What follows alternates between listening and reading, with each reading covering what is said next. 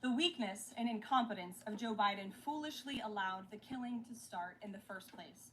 Until President Trump returned to office in January, the bloody and broken Biden status quo was to endlessly force American taxpayers to fund Ukraine no matter the cost, no matter how long it takes, and no matter how many lives were lost. There is no denying that Biden's America Last foreign policy moved the world further away from peace. President Trump rejected that failed approach and instead, over the last 7 months, has relentlessly pursued peace throughout his second term. And thanks to President Trump's efforts, we finally have movement after years of deadly gridlock. On Friday, as you all know, many of you were there, President Trump hosted Russian President Vladimir Putin in Anchorage, Alaska, for a bilateral meeting. This was the first time President Putin has been to the United States since 2015, and the first time he has met with an American president in years. President Putin publicly confirmed what President Trump has said all along. The war between Russia and Ukraine never would have started in the first place if President Trump were in office. This was always obvious to any person with a shred of common sense. Just look at what took place during the last 4 administrations. Under George W. Bush, Russia invaded Georgia. Under Barack Obama, Russia took Crimea. Under Joe Biden, Russia invaded Ukraine. But under President Trump, Russia did not invade nor take anything. President Trump is the only president this century, Republican or Democrat, who has held Russia in check and ensured peace in Europe. That's because Russia has always greatly respected President Trump and his peace through strength foreign policy approach. But overall, the bilateral talks in Alaska were very productive, and multiple key points were agreed to between the two leaders that truly opened up the door for phase 2 discussions, which took place yesterday here at the White House, within 48 hours of that meeting in Anchorage, I may add. As you all know, there were many European leaders here, as well as Ukrainian President Zelensky. They all traveled here to meet with President Trump to maintain the momentum and work toward a lasting peace. Across the board, every leader credited President Trump for his decisive leadership that has reignited the dialogue in hopes of finally bringing this war to a peaceful conclusion. 2 quotes in particular capture the progress that was made and the optimism moving forward. Finnish President Alexander Stubb said, "I think in the past 2 weeks, we've probably had more progress in ending this war than we have had in the past 3.5 years. Again, that is the president of Finland, a country that shares a border with Russia. That's what we call the President Trump effect. NATO Secretary General Mark Rutte also summed it up well. Without President Trump, this deadlock with Putin would not have been broken. He is the only one who could do this." Following the encouraging conversations yesterday, President Trump spoke with President Putin by phone, and he agreed to begin the next phase of the peace process, a meeting between President Putin and President Zelensky, which would be followed, if necessary, by a trilateral meeting between President Putin, President Zelensky, and President Trump. As the president said, Vice President Vance, Secretary Rubio, and Special Envoy Witkoff will continue to coordinate with Russia and Ukraine to make this happen as soon as possible. It's very important to remember that before President Trump's landslide victory last November, there was no end in sight to this bloodshed. Now, there may finally be light at the end of the tunnel and an opportunity for lasting peace.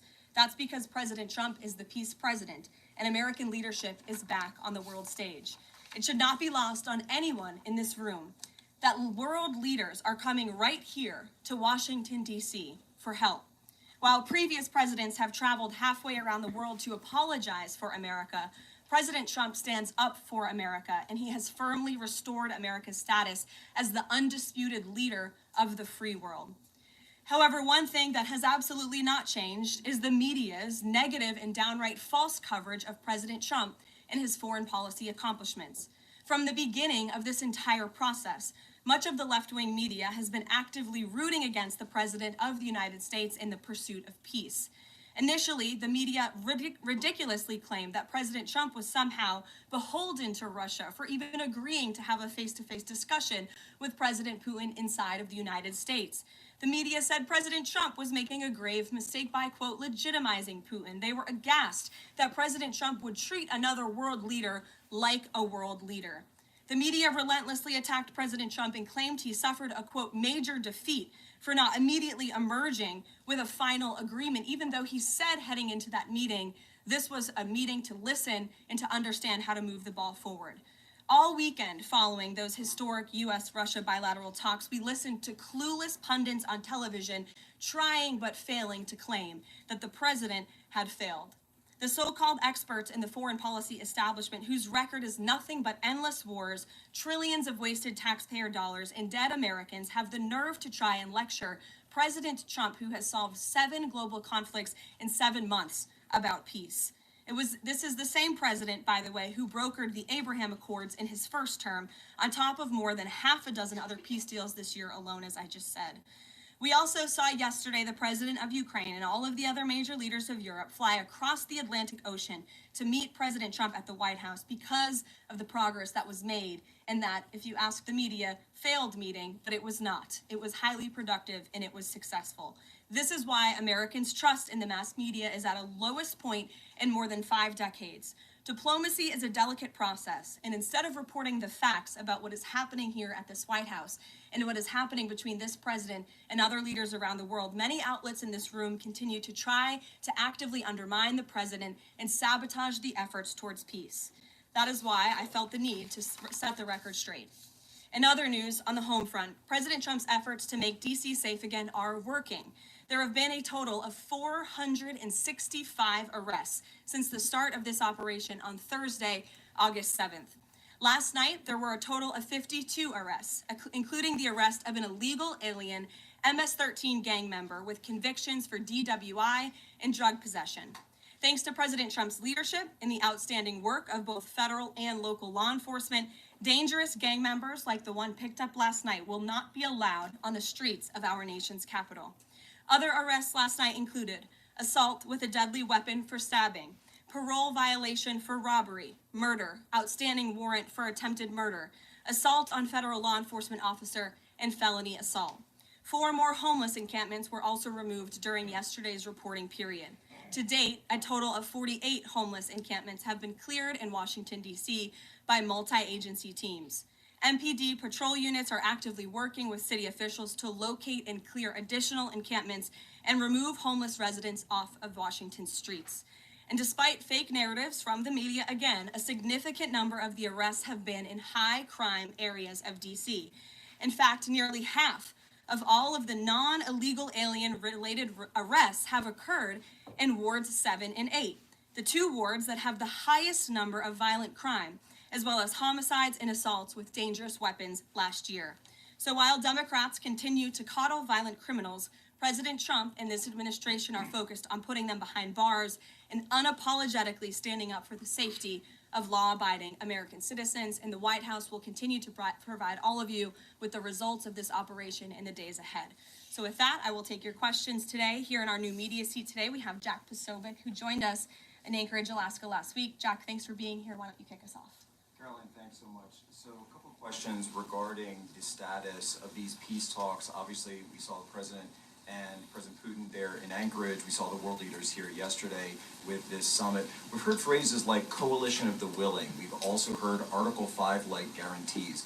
When it comes to the security guarantees, what is the current status of that? I know the President earlier today mentioned boots on the ground would be UK, France, Germany possibly, but unequivocally said no U.S. troops on the ground, but U.S. coordination. Can you elaborate on that, and what would the red lines be? Sure. Well, you got to the heart of what I was going to say to all of you today on security guarantees, which is the president has definitively stated U.S. boots will not be on the ground in Ukraine, but we can certainly help in the coordination and perhaps provide other means of security guarantees to our European allies. The president understands security guarantees are crucially important to ensure a lasting peace, and he has directed his national security team to coordinate with our friends in Europe and also to continue to cooperate and discuss these matters with Ukraine and Russia as well.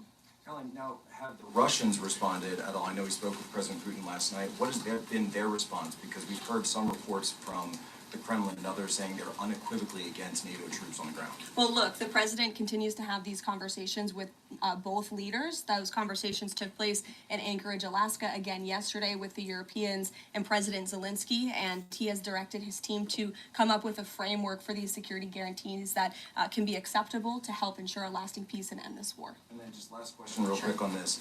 Regarding some of the funding, we're hearing questions about another round of weapon sales or possibly a round of U.S. purchases of Ukrainian drones.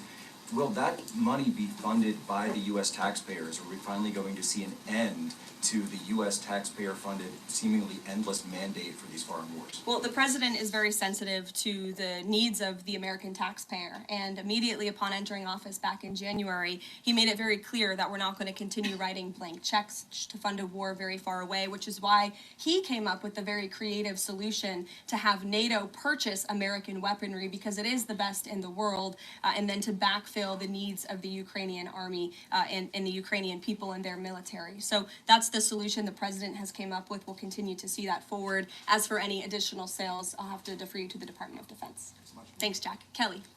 What has President Trump learned that tells him that Vladimir Putin would be willing to make a deal for him, for President Trump? Well, the president has learned a lot, which is part of the reason he opened up this dialogue.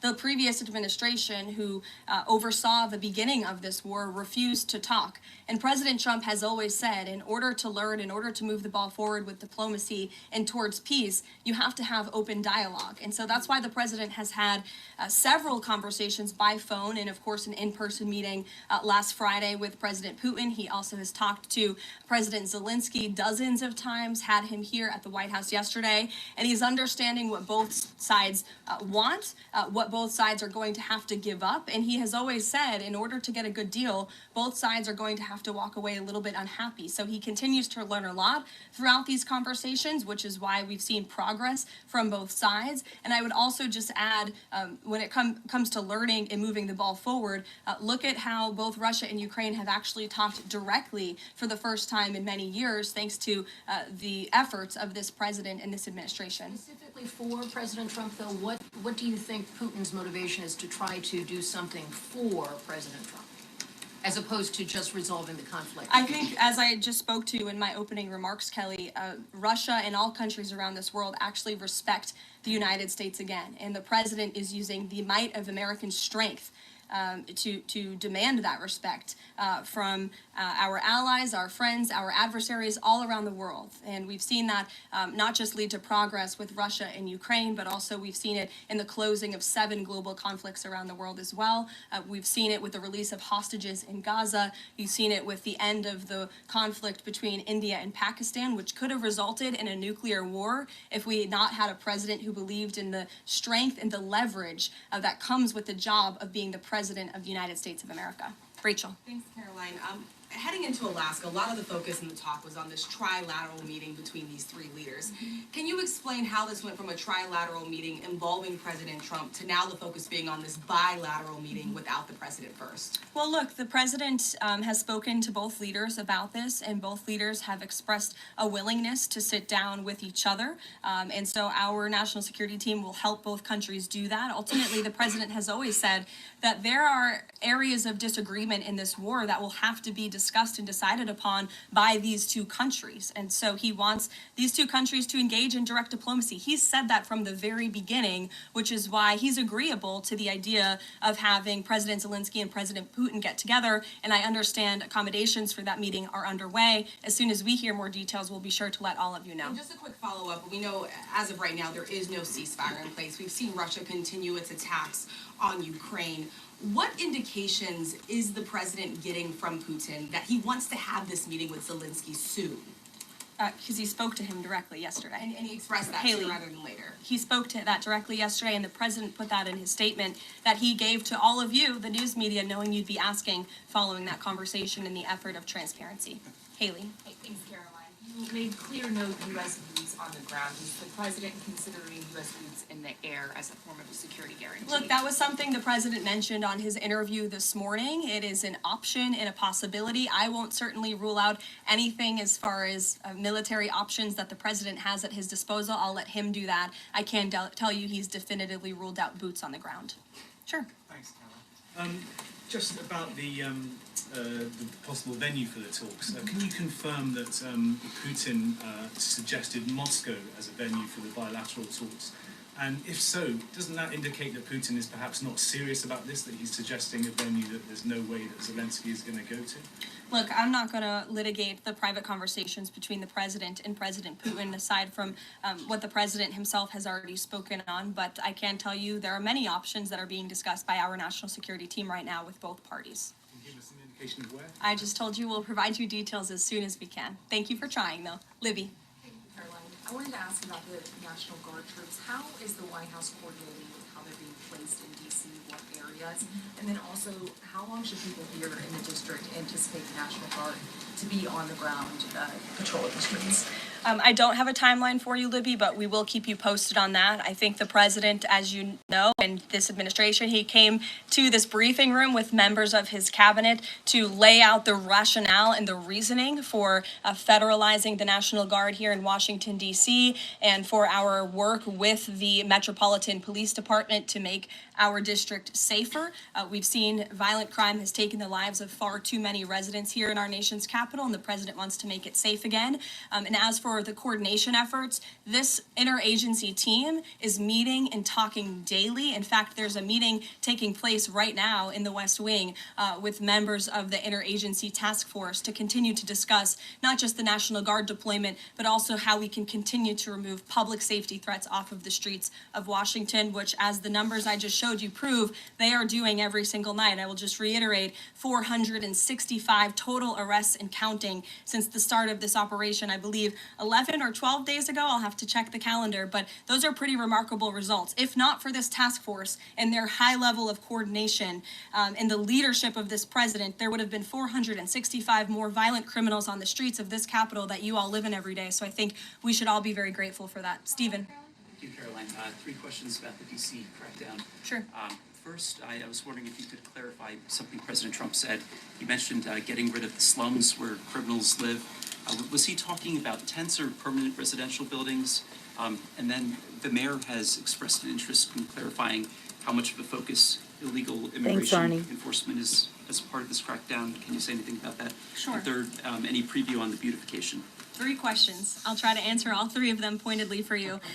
First, when it comes to what you said and the president said, the slums of Washington, D.C., he's referring to the most dangerous communities, neighborhoods, and streets in this city where, unfortunately, violence has ravaged these communities and taken the lives of, again, far too many law-abiding D.C. residents. We know on July 5th of this year, just more than a month ago, a 3-year-old beautiful young girl was shot and killed in her car with her family in one of these communities, which is why there has been a surge, despite what many of you have been falsely reporting. And I believe it was the Washington Post who put out a map claiming it to be fact-based when it was just based on, I don't know, accounts that they've heard on the street, not actual statistics and data. So we went and reconfigured the numbers, and as I said, nearly half of all the non-illegal alien-related arrests have occurred in wards 7 and 8 in the District of Columbia, where we know, excuse me, there's the highest rate of crime. So we'll continue to do that. And what was your second question, Stephen? Legal immigration,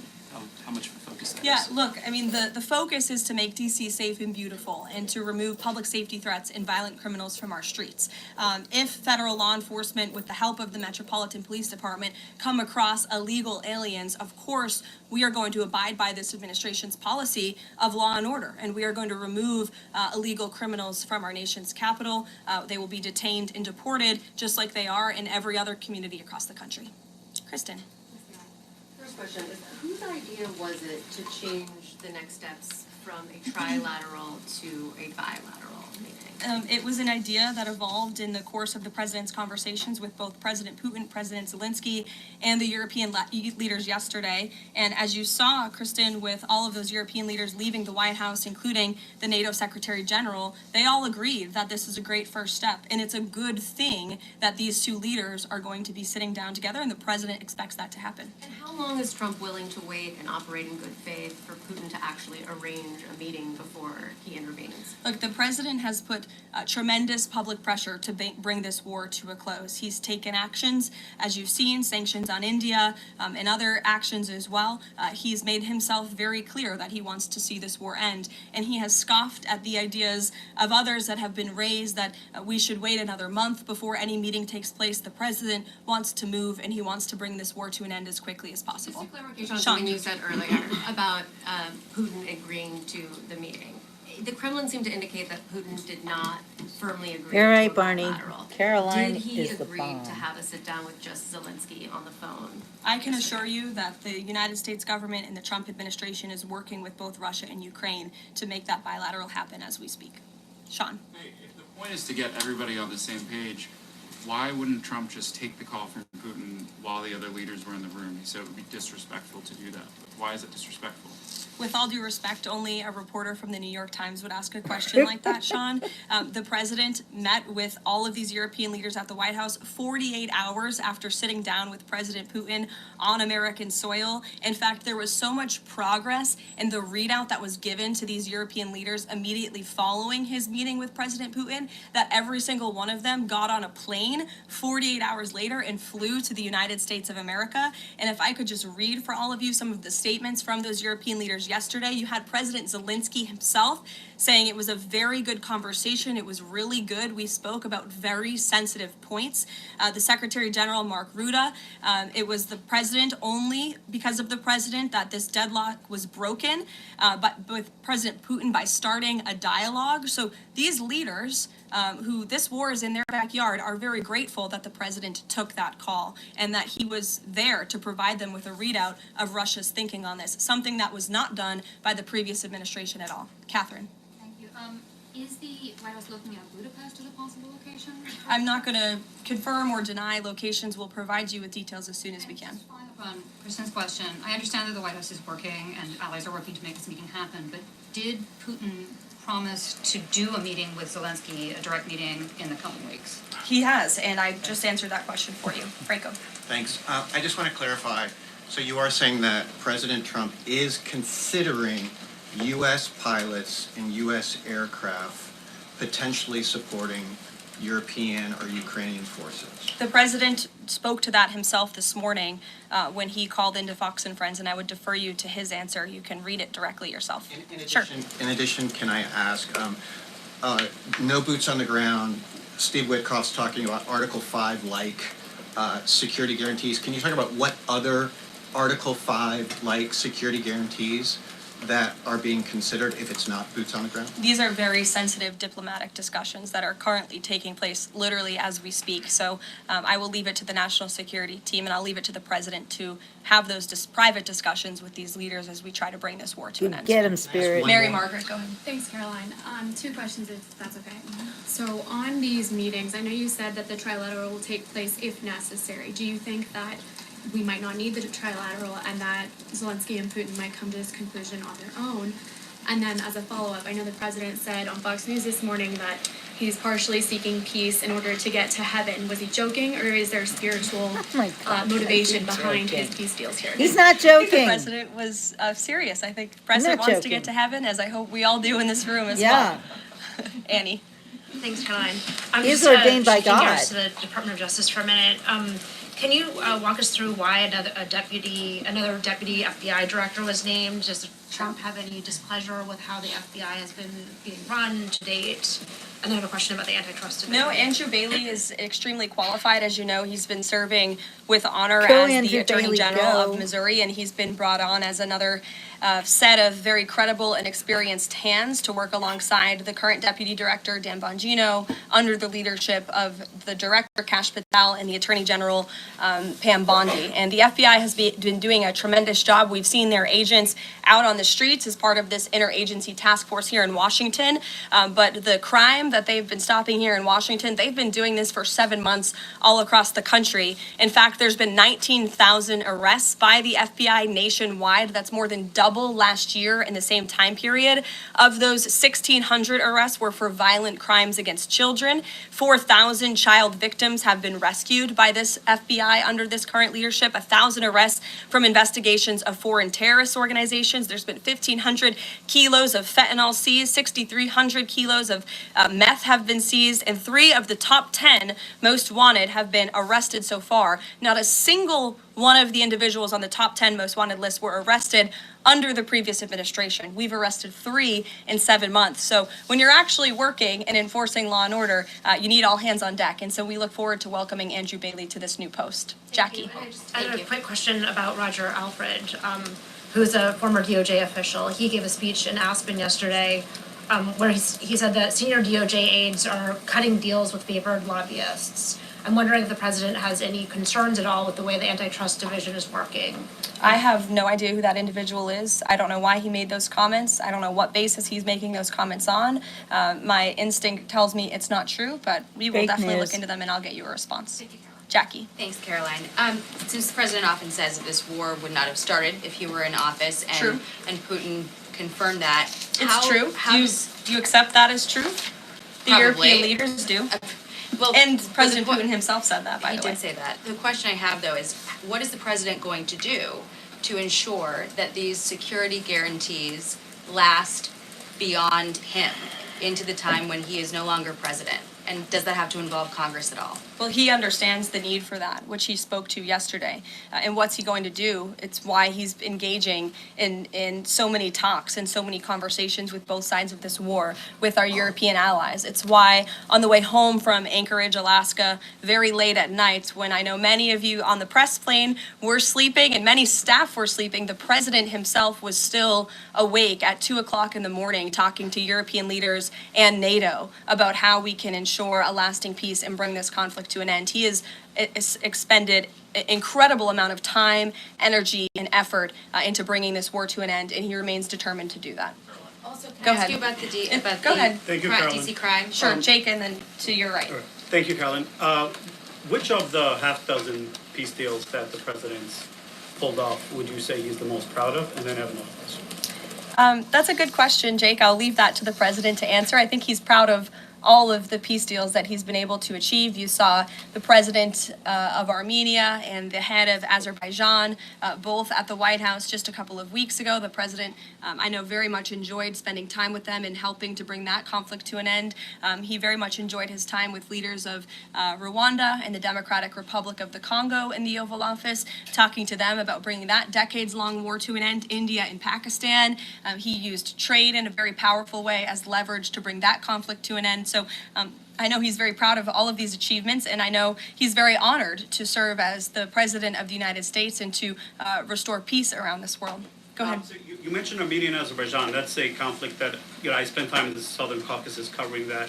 And, a conflict of over 30 years, and he resolved it in just a couple of months. Mm-hmm. Are there other conflicts that the president's working on right now that are off the radar screen that we should be tracking?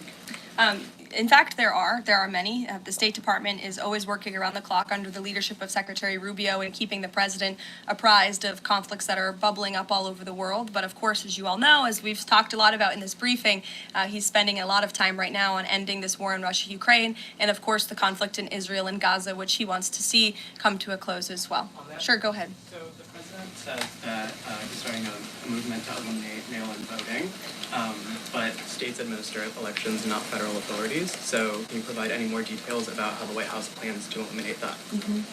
The White House continues to work on this, and when Congress comes back to Washington, I'm sure there will be many discussions with our friends on Capitol Hill and also our friends in state legislatures across the country to ensure that we're protecting the integrity of the vote for the American people. And I think Republicans generally, and the president generally, wants to make it easier for Americans to vote and harder for people to cheat in our elections. And it's quite mind-boggling that the Democrat Party could stand in opposition to common sense. He wants to ensure election integrity.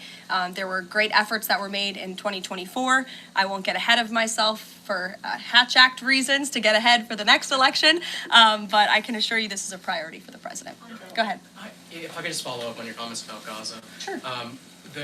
there was a ceasefire proposal put forward by both Qatar and Egypt.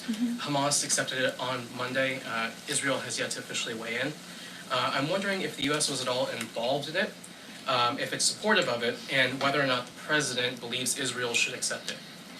I don't think it's a coincidence that Hamas accepted this proposal after the President of the United States posted a very strong statement about this conflict on Truth Social yesterday. I would refer you back to that statement. As for this proposal that Hamas has now accepted, the United States continues to discuss it, and I'll let the President weigh in on it definitively. You're welcome.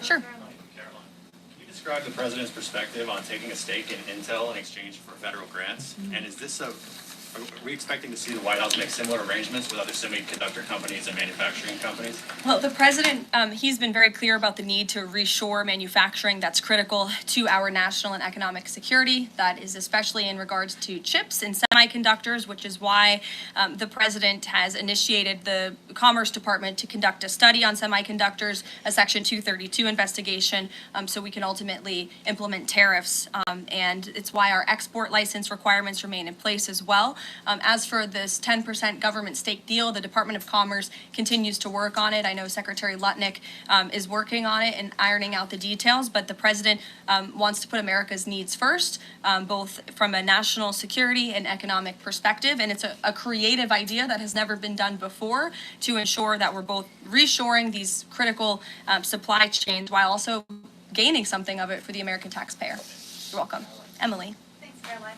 I wanted to ask about the 3 U.S. warships that are being sent to Venezuela, and there's 4,000 Marines on board. Are you looking at Mike, good boots on the one. ground there? What I will say with respect to Venezuela, Glad you're here, my friend. President Trump has been very clear and consistent. He's prepared to use every element of American power to stop drugs from flooding into our country and to bring those responsible to justice. The Maduro regime is not the legitimate government of Venezuela. It is a narco-terror cartel. In Maduro, it is the view of this administration, is not a legitimate president. He is a fugitive head of this cartel who has been indicted in the United States for trafficking drugs into the country. And with that, I will leave you all, and we will see you later, if not tomorrow. And I look forward to taking more of your questions. Thank you. Thanks, Caroline. Thank you. Okay. Hello, everybody. We had our daily dose of MAGA with Caroline Levitt. Did I say that right? Anyway, Josie, I agree. I'm so glad that we have good people working for us again. Super excited. Every day is another miracle. And President Trump is bringing peace to the entire world. So all of the trolls that come on here, I say, if you hate Trump, it's because you're afraid. So don't be afraid. There's no reason to be afraid. If you love America, you love President Trump. And he is absolutely working to make America great again. I'm so proud of him. I'm so proud how the whole world is bowing down. And the only ones who don't get it still are the lying media. And they've been lying to you this whole time. So if you still believe them, what's wrong with you? And everybody on here who hates President Trump and is triggered by my MAGA hat, what are you afraid of? I think we all know there's only one man who could save the world at this point, and it's President Donald J. Trump. I am so proud to be an American. Every day, more and more. You know, I was just thinking, just this morning, in fact, back to the time when they were trying to not just impeach him, but then they tried to put him in jail. They tried to say he was a criminal and a felon. And by the way, all of you still calling him a felon, guess what? All of that has been reversed, and he's not a felon anymore because he never was. Because the last administration was so criminally, I'm not even going to say negligent. They did it all on purpose, a bunch of criminals. And that war that President Trump needs to stop, or that is trying to help to bring to an end between the Ukraine and Russia, that was all because of the fake president in the White House for the past 4 years.